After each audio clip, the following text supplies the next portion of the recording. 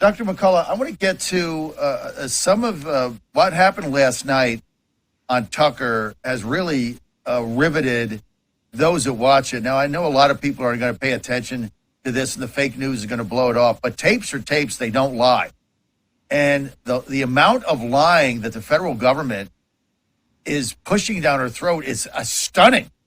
I mean, I remember as a kid growing up, Walter Cronkite telling us that, the Tet Offensive was a failure. And I remember my father, who was just a blue-collar worker, punched a clock his whole life, pressman for the Herald Tribune, the New York Times, basically told me, well, that's not true because I got friends with kids over there telling me we're winning.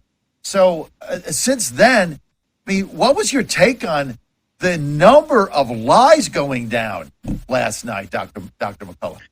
It's stunning.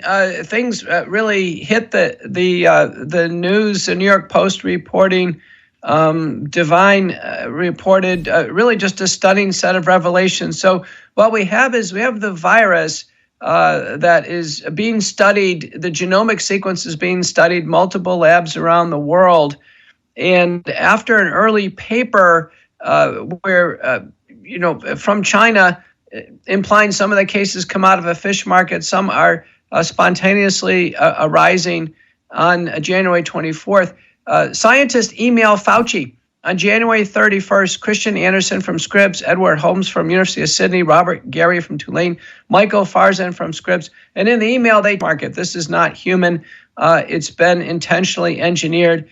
Farrar, who's a London a research administrator who's involved in the original Lancet, he calls a WebEx. They get on WebEx, they discuss it. February 4th, Anderson comes out as the lead, says it definitely did not come out of the lab, and then he publishes a paper in Nature Medicine saying that it definitely did not come out of the lab. Peter Daszak, who's on the EcoHealth Alliance go-between the NIH and the Wuhan lab, is an author on a February 20th Lancet paper that says a letter of support in scientists that it does not come out of the lab. We have a giant conspiracy on our hands. It's all in the emails and documentation. It's in the peer-reviewed medical literature. The House Oversight Committee now needs to call each person one by one and find out in the involvement. This is looking very bad.